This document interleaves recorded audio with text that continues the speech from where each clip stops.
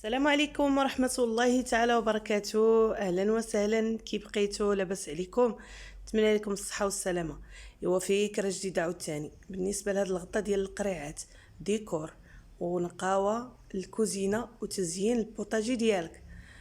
بالنسبة لهاد القريعات هادو كنحتاجهم في بزاف د الحوايج، في العطرية، في الحماص، الفول، بالنسبة للحريرة يعني كتوجديهم كيكونوا حداك فوق البوطاجي، وفي نفس الوقت كتبغي كتزينيهم بهذه الطريقه هذه كتجي رائعه.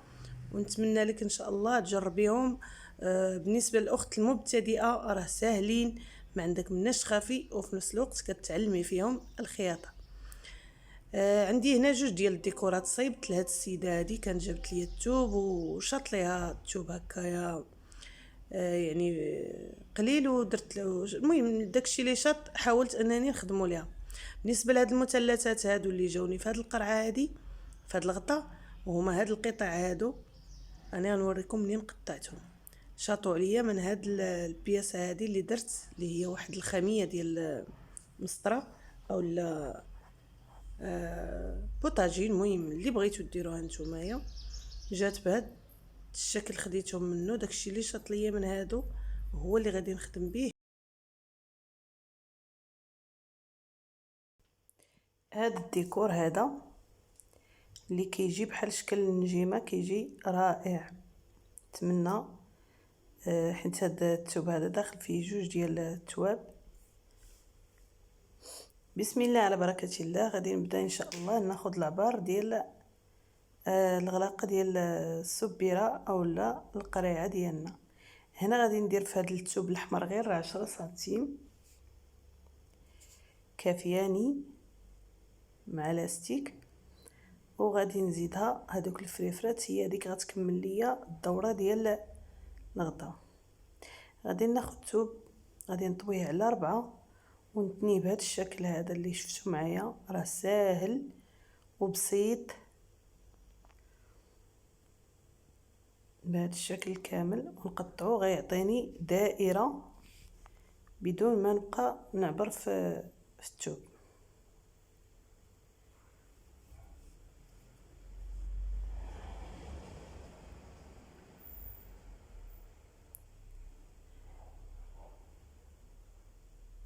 صافي دابا غادي ندوز باش نلصقو على هادوك المثلثات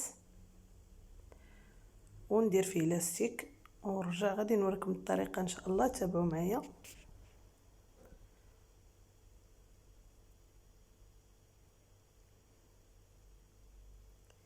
هاد الدونتيل تا هو تندخلو فيه لانه مناسب معاه. غادي ندخلو حتى غنسالي الخياطه ديال اللاستيك، وغادي نحاول ندخلو باش يجي عطي ديكور زوين.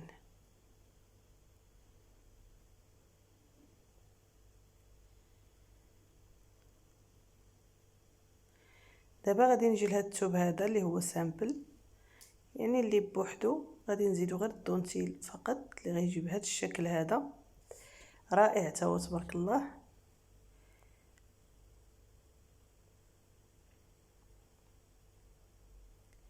غادي ناخذ الثوب غيكون فيه تقريبا شي 30 او لا 40 في العرض على حسب كل سبيره عندكم او القرعه، وغادي نتنيه نطويه بهذا الشكل هذا، يعني الثوب على 2 وكنطويه تاني على 4. المهم عندي انا هنايا خديت العبار ديال القرعه عطاتني 13 سنتيم اللي خصني ندير فيها. انا اللي بغيت ان هاد الجهه المسدوده تكون عندي الثوب مسدود من جميع الجوانب، يعني خديته بهذه الطريقه. راه ساهل، ممكن لاي مبتدئه ديرو وتخدم ان شاء الله ويجيها مزيان. بالنسبه لهذا الثوب هذا راه ساهل في الخياطه ديالو، في الفصاله ديالو، وفي نفس الوقت تفني في الكوزينه ديالك ان شاء الله. دابا هذيك 13 غادي نحطها وغادي نقطع ان شاء الله. ما كيحتاجش بزاف ديال العبارات.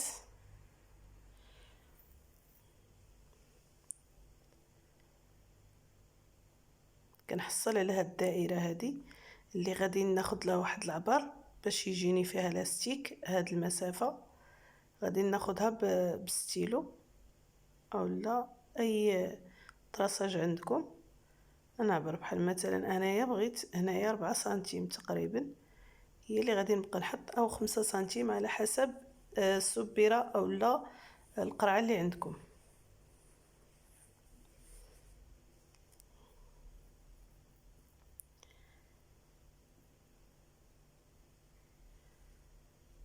كنمشي بهذه الطريقه كامله حتى كنكمل الدائره ديالي، ومن بعد غادي نتابعوا معايا بحالاش غادي نخيط عليها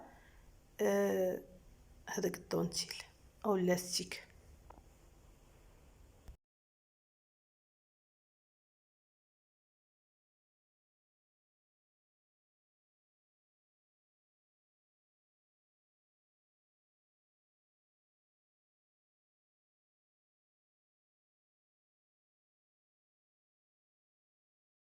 صافي هنا من بعد ما كملت التراساج ديالي غادي نحط عليها الدونتيل بهذه الطريقه. غادي نخيط الدونتيل هو الاول باش يعطيني العلامه اللي غادي نخيط فيها اللاستيك. ان شاء الله ملي غادي نخيطها غادي نوريكم، وغادي نقلب باش تشوفوا لاستيك كيفاش غادي يركب من الجهه الدخلانيه ديال الثوب اللي هي هذه. تابعوا معايا الخياطه ان شاء الله حتى الدونتيل غادي ندخلو في الجناب ديالها. بسم الله على بركه الله. غادي نبدا نخيطو على هذيك العلامات اللي خليت بالستيلو بهذه الطريقه كامل. غادي نخيطو ونوريكم الشكل ديالو. صافي هنا من بعد ما خيطته ها هو غادي نقلب. غيبان ليكم بلاصه الخياطه هي اللي غادي نخيط فيها الدونتيل. غير هنا للملاحظه انكم تخيطوا باللون اللي فيه الدونتيل، يعني الا كان عندكم الدونتيل في الاحمر تجيبوا ليه الخيط ديالو في الاحمر، كان في الابيض غديروه في الابيض، لانهم ملي غتكونوا تخيطوا لاستيك من التحت غادي يبان فوق الدونتيل.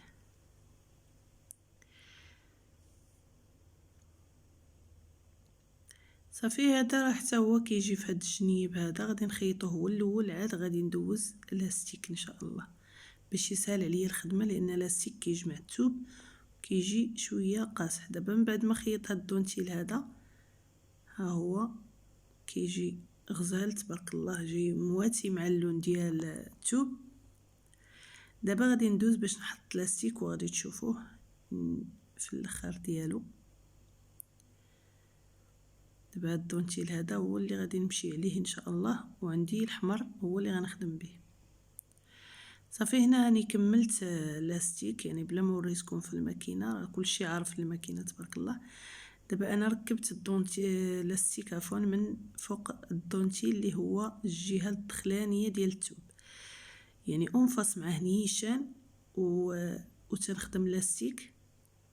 صافي وكتجي بهذا الشكل هذا طريبيش رائع وحمايه للقريعه ديالنا والغلاقه باش ما تكونش توسخ بسرعه، لان داك اللون دغيا تيتوسخ، وفي نفس الوقت ديكور للكوزينه او البوطاجي ديالك.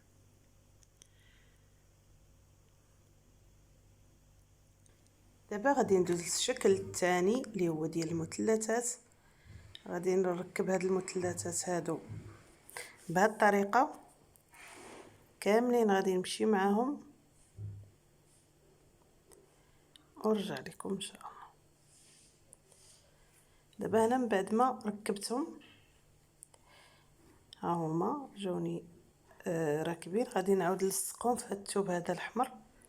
غادي نلصقهم بهاد الطريقه هذه كاملين، ندور معاهم بهذا الشكل ونرجع لكم ان شاء الله. هنا من بعد ما ساليتهم شفتوا كيفاش ركبوا، غادي نفتحهم يعني بهذه الطريقه، وغادي نجي باش نركب عليهم لاستيك ديالهم ان شاء الله.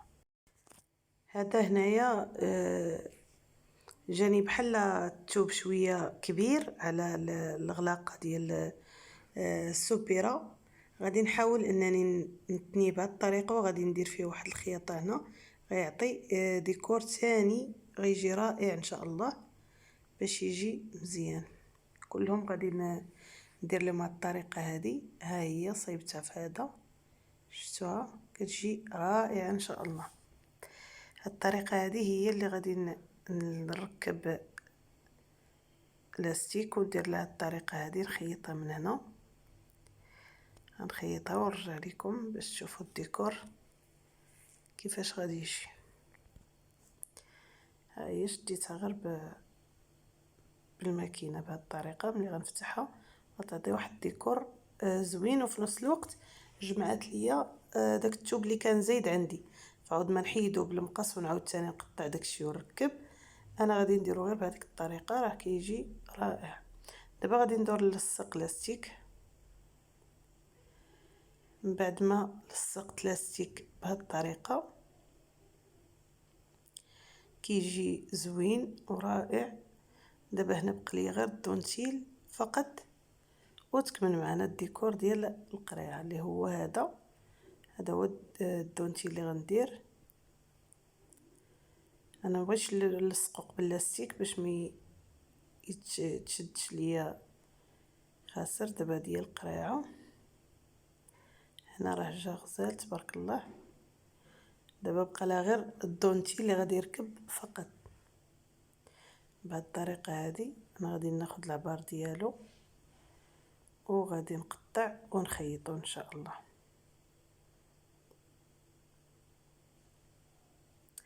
هنا من بعد ما خيطو بهذه الطريقه هذه كيجي رائع ومزيون. وشوفوا هذيك التكميشه اللي جات في الوسط جات رائعه صراحه، عطات منظر زوين. انا كنت جربته من قبل وجاني طويل على القرعه شويه، وليت نقصتها باش عطاتني هذاك الديكور بهذيك الطريقه بلا ما ندخل المقص.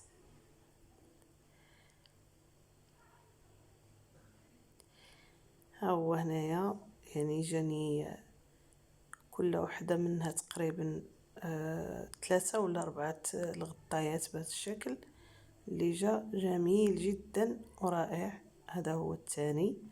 وهنايا كنتمنى لكم الصحه والسلامه، ونتمنى لكم ان شاء الله الدعم، مزيد من التشجيع ان شاء الله باش نرجع بعوده جميله ان شاء الله.